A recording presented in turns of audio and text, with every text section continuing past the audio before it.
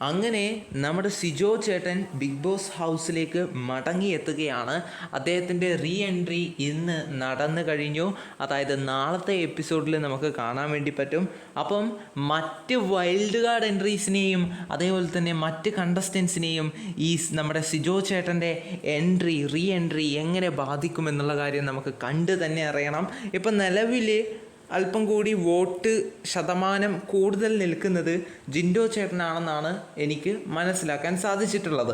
അപ്പം നമ്മുടെ സിജോ ചേട്ടൻ പോകുന്നതിന് മുമ്പ് വരെ സിജോ ചേട്ടനായിരുന്നു വോട്ട് അല്പം കൂടി കൂടുതൽ ഉണ്ടായിരുന്നത്. അപ്പം ആ ഒരു സ്ഥാനത്തേക്ക് ഇപ്പോൾ എത്തി നിൽക്കുന്നത് നമ്മുടെ ജിൻഡോ ചേട്ടനാണ്. അപ്പം സിജോ ചേട്ടൻ്റെ മടങ്ങി വരവ് ജിൻഡോ ചേട്ടനെ എങ്ങനെ ബാധിക്കുമെന്നുള്ള കാര്യം നമുക്ക് കണ്ടു തന്നെ അറിയണം.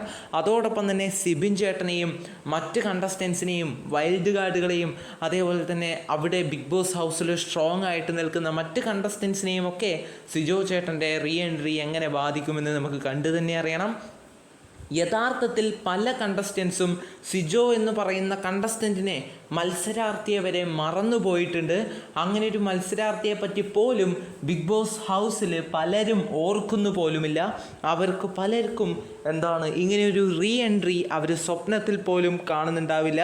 അപ്പം വളരെ സർപ്രൈസായിട്ട് നമ്മുടെ സിജോ ചേട്ടൻ ആ ബിഗ് ബോസ് ഹൗസിലേക്ക് കയറി ചെല്ലുമ്പോൾ അവരുടെ റിയാക്ഷൻ എന്താകും എന്നുള്ളത് കാണാൻ വേണ്ടിയിട്ട് ഞാൻ ഒരുപാടധികം ആകാംക്ഷയോടെ കാത്തു നിൽക്കുകയാണ്. അപ്പോൾ നമുക്ക് കണ്ടു തന്നെ അറിയാം എന്താകും ബിഗ് ബോസ് ഹൗസിലെ സ്ഥിതിയെന്ന്. സത്യം പറഞ്ഞാൽ പല കണ്ടസ്റ്റൻസും കരുതുന്ന പോലും ഉണ്ടാവില്ല സിജോ ചേട്ടൻ പുറത്തു പോയിട്ടുണ്ടാകുമെന്ന് തന്നെയാണ് അവരൊക്കെ വിശ്വസിച്ചിട്ടുണ്ടാവുക. എന്നിരുന്നാലും നമുക്ക് കണ്ടു തന്നെ അറിയാം. അങ്ങനെ സിജോ എന്ന് പറയുന്ന കണ്ടസ്റ്റൻ്റ് മടങ്ങി എത്തുകയായി. അദ്ദേഹത്തിൻ്റെ റീ എൻട്രി കാണാൻ വേണ്ടിയിട്ട് നാളത്തെ എപ്പിസോഡ് നമ്മൾ ആകാംക്ഷപൂർവ്വം കാത്തിരിക്കുകയാണ്.